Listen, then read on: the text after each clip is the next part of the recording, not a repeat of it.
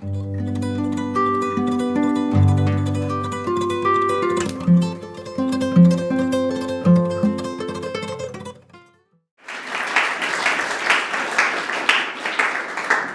you very much for the presentation.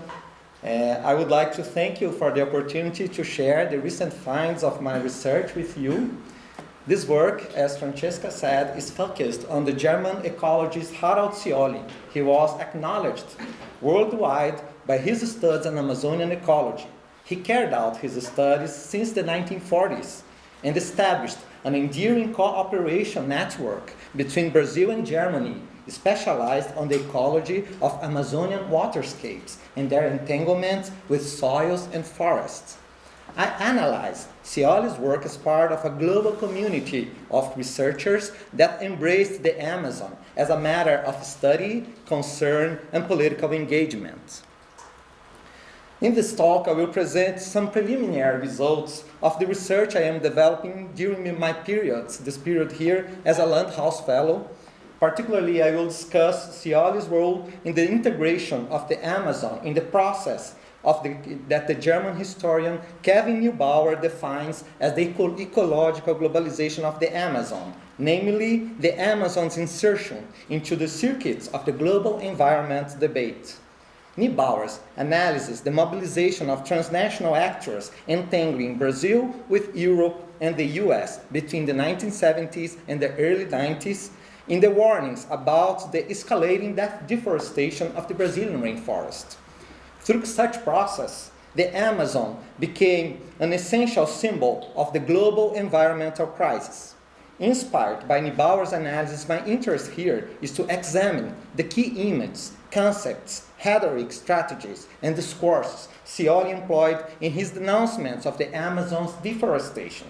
My research questions include: how did he apprehend human-nature relations in his critique and prognosis about the Amazon? How did he combine his condition of expert with the requirements of ecological communication? The intellectual and political mobilization of actors like Scioli in the transnational arena was a direct result of the unparalleled ecological degradation put in motion by the development of programs by the military dictatorship that ruled Brazil from 1964 to 1985. Condemning that process, Scioli helped to raise the awareness about the increasing scale and pace of human imprint on biosphere and ecological finitude. With the emphasis on the Amazon as a global relevant ecosystem, Scioli helped frame the region as a microcosm of the Anthropocene. The accelerated rhythm and the scale of the transformation since the 70s turned the Amazon into a privileged laboratory for observing and criticizing the impact of anthropic actions on ecosystems. As claimed by Dixon in 1989, the removal of the forest is a unique geophysical experiment in progress. The idea of the Amazon as a microcosm of the Anthropocene was coined by the anthropologist Eduardo Brondizio for arguing how the challenges, changes, and continuities so clearly expressed in the Amazon reality represent an emblem of the Anthropocene. I applied this idea into the historical inquiry of the making of the Anthropocene in three dimensions: material interventions on ecologies, productions of scientific knowledge through large-scale transnational science networks, and the global environmental critique. I chose to address this global-scale process by zooming on the individual level of a specific researcher. This analysis is framed then in the notion of the playing with scales referred by the French historian Jacques Prévert, since it involves modulations between individual, institutional, regional, national, and global scales. Through the particularities of Scioli, I want to understand the global visibility of the Amazon achieved through its inscription into transnational circuits of knowledge and environmental critique. My interest in Scioli considers the transnational circulation of scientific knowledge between German and Brazilian institutions in the 20th century, based on the broad literature that claimed how circulation modifies the knowledge. I want to analyze how individuals who mediate this transit also change when they cross borders. Scioli's case is particularly compelling in this sense because he reshaped his scientific and personal identity after embracing the Amazon as the core of his interests, concerns, investments, and anxieties. His role as a self-fashioned authority in issues regarding the Amazon makes it imperative to analyze why his voice was so prominent when the critiques of Amazonian ecological degradation became widespread in global circuits of environmentalism. Before delving into Scioli's engagement in this ecological globalization of the Amazon, let us briefly look into the main features of his career, with the aim to highlight how, when, and why the region played a pivotal role in his scientific persona.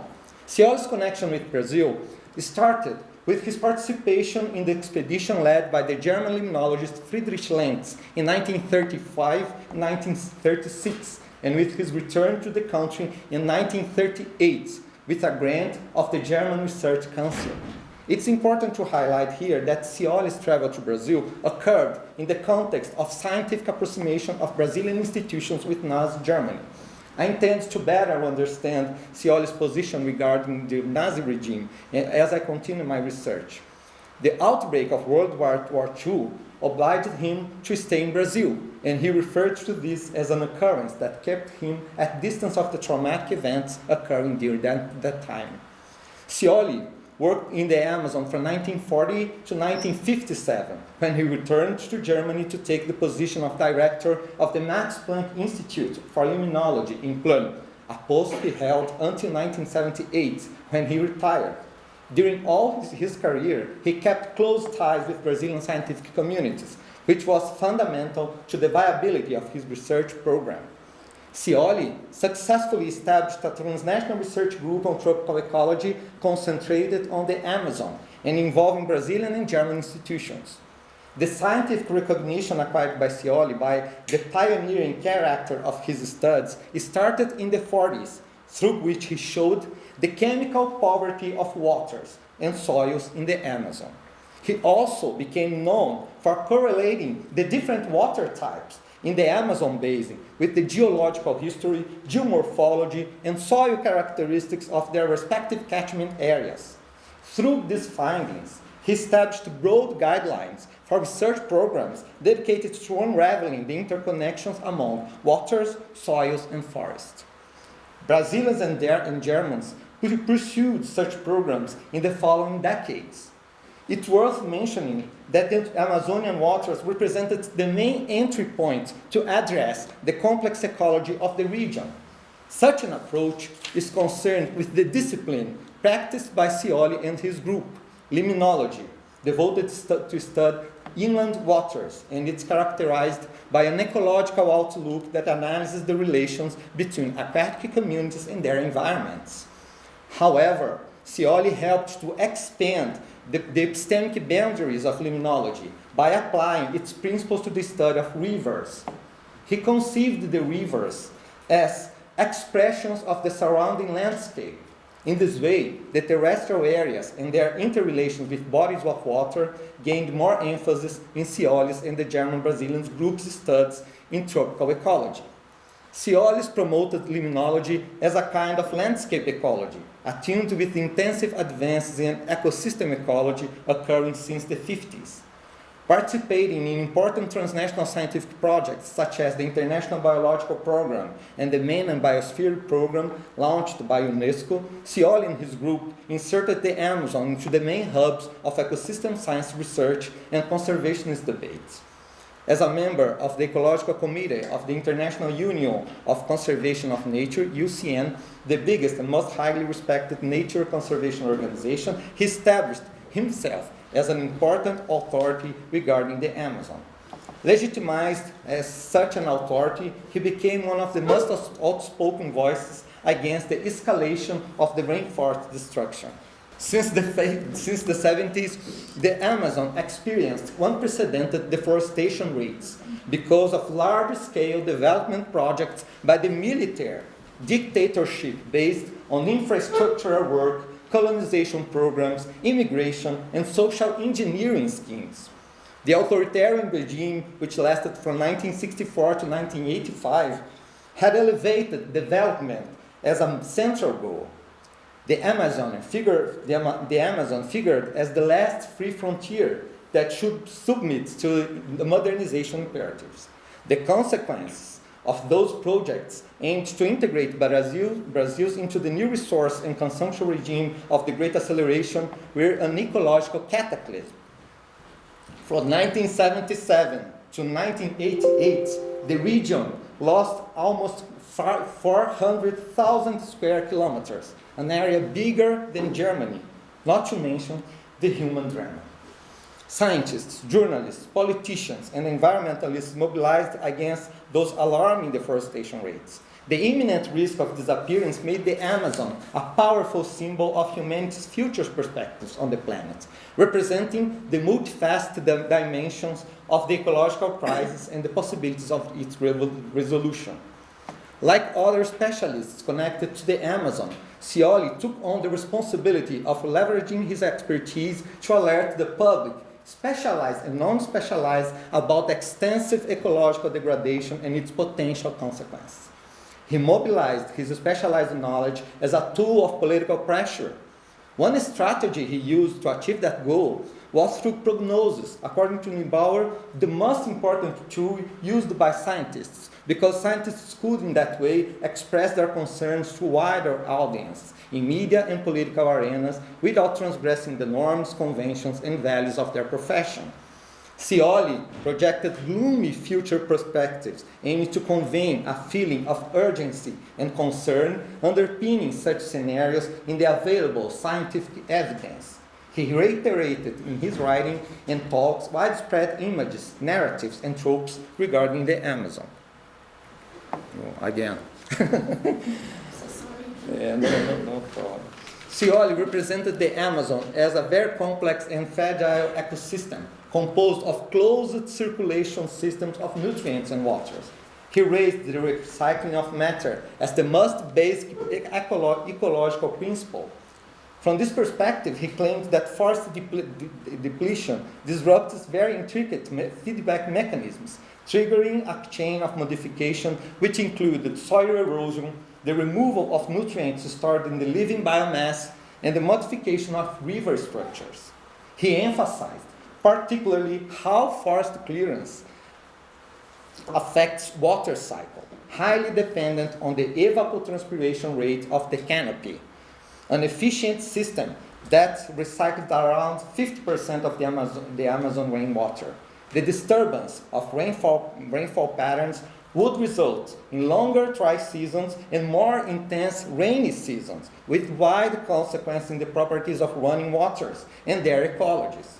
The structure and composition of the forest would also change, with a chain of disturbance in the entire ecosystem.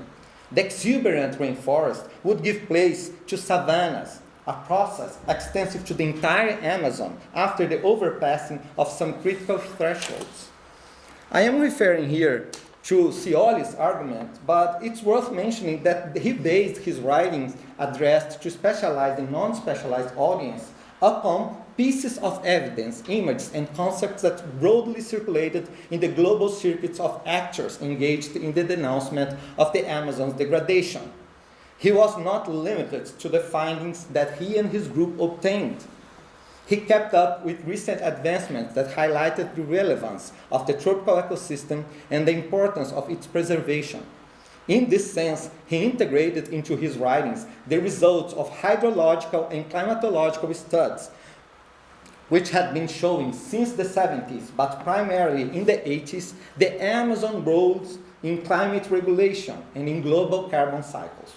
Through these issues, Scioli experienced maybe one of the most embarrassing episodes in his career. This episode is quite interesting because it shows the tensions, conflicts, and negotiations that followed the engagement of specialists in spreading scientific knowledge among non-specialized fields and audiences. In a 1971 interview with a United Press journalist, Scioli explained the Amazon's role in the carbon cycle, but the Brazilian press mistranslated his explanation, stating that instead of releasing carbon dioxide, the rainforest liberates oxygen, and they coined the term green lungs of the planet. This widespread but misleading perception persists even today, with the notion of the Amazon as the world lungs. And this is a notion Scioli repeatedly attempted to correct during his lifetime. While environmental activists broadly amplified the powerful image to sensitize about the Amazon's importance, some sectors strategically used the inaccuracy to discredit environmentalist discourse. The Brazilian dictatorship composed the sector's discontent with that global environmental mobilization. The authoritarian government orchestrated a counter-campaign accusing international actors engaged in environmental issues as Brazil enemies, who served interests threatening to national sovereignty, and labeled their mobilization a colonial imposition of global northern countries. Scioli's disciple, Wolfgang Jung, mentions that Scioli was heavily criticized by some politicians and technocrats from the Brazilian government, but was widely supported by Brazilian scientists. As was commonly underlined in the discourse of that period, Scioli highlighted the destruction of biodiversity as the most severe consequence of the Amazon deforestation. Attuned to scientific developments since the 60s regarding the biodiversity concept, he emphasized the Amazon as the richest gene pool on the planet. He used emotive language to emphasize how the rainforest disappearance meant the loss of an extensive evolutionary history and the primary potential source for a future life evolution. In his eyes, sacrificing such an enduring legacy for short-term profit was a criminal attitude that should be debated from an aesthetical standpoint, considering the supposed human prerogative to destruct the ecosystem without knowing the ultimate consequences. Regarding conservation measures in the Amazon that derived from biodiversity theories, such as the proposal of the preservation of forest patches with the minimal size to avoid biodiversity loss, Scioli contended that the areas planned to be preserved represented a tiny proportion of the rainforest. They would not prevent the chain of sequential disturbance in the ecosystem. Among the range of arguments, concepts, narratives, and images mobilized by Scioli, I consider it important to examine the perspectives of nature conservation and human occupation that he envisioned for the Amazon. They originated from his critical stance against development imaginaries responsible for ecological destruction. He denounced those imaginaries as products of foreign mentalities from industrialized countries which were then imposed on the Amazon people. As such, they neglected the needs and way of life of local populations. Scioli contended that development should not be a tool to destroy the environment or uproot people from their culture. The forest clearance intended to make way for extensive monocultures and ranching for commodities export, according to Scioli, signified the maintenance of colonial ties, or endo-colonial as he called, considering that besides foreign capital, South Brazilian elites represented the main driving forces behind those interventions. Scioli also identified this as a kind of ecological colonialism, implicit in the export of crops or beef, since they take away the nutrients and water kept by the living biomass. For Scioli, those initiatives had a problem of scale. They overpassed the buffering capacity of the ecosystem, which means the ecosystem property to absorb changes not threatening to the ecological integrity.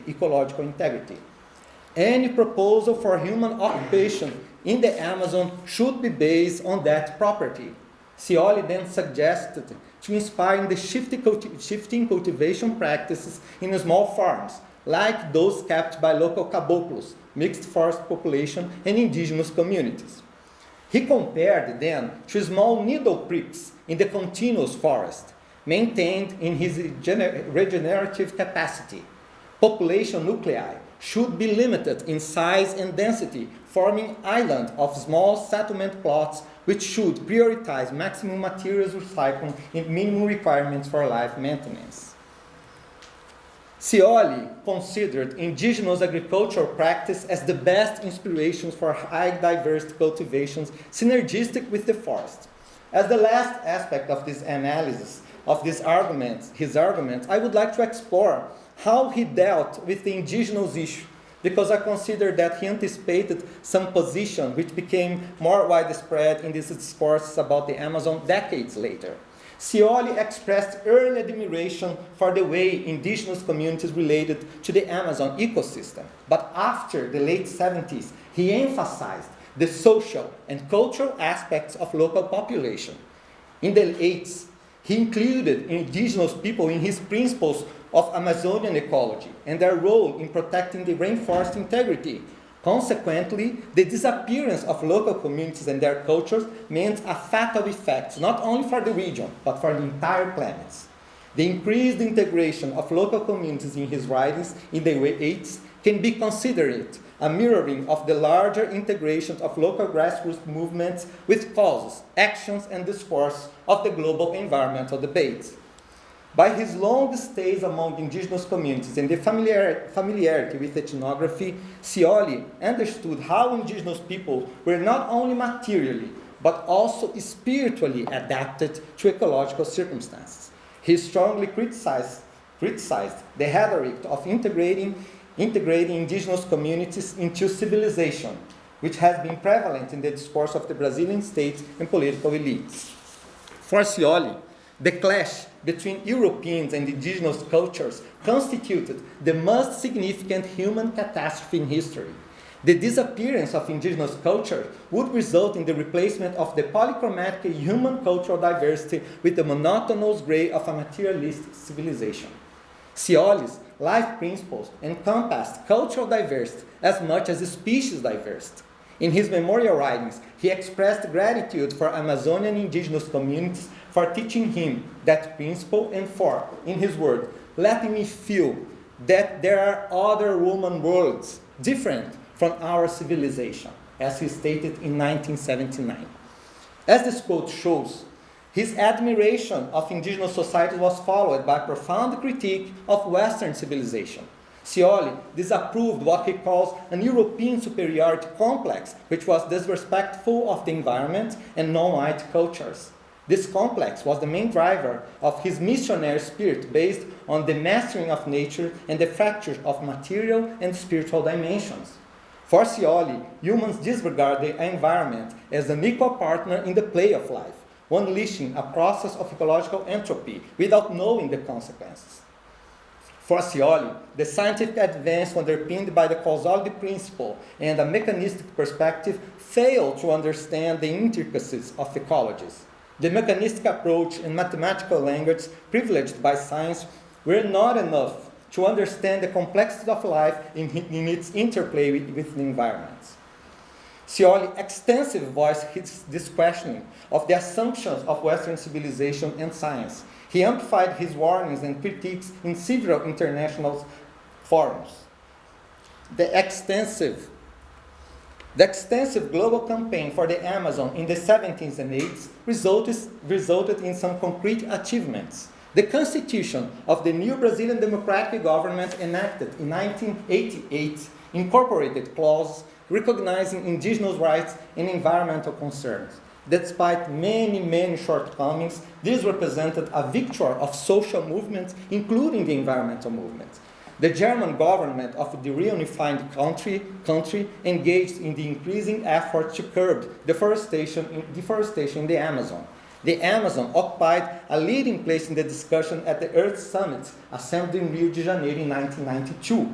In the same year, it started the pilot program to conserve the Brazilian rainforest, PPG-7, a joint program of the Brazilian government with foreign partners, including Germany, to raise funds and develop initiatives to conserve not only the Amazon, but also other Brazilian biomes.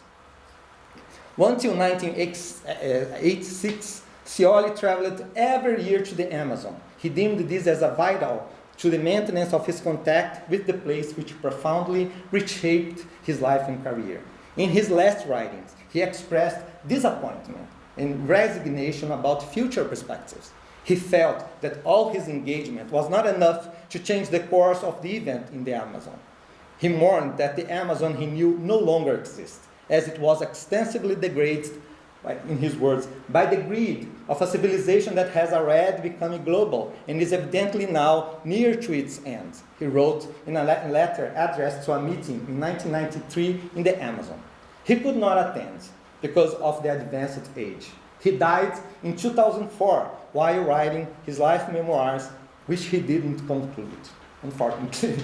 This Amazon of the past became the most safe and desirable place in his last years of life.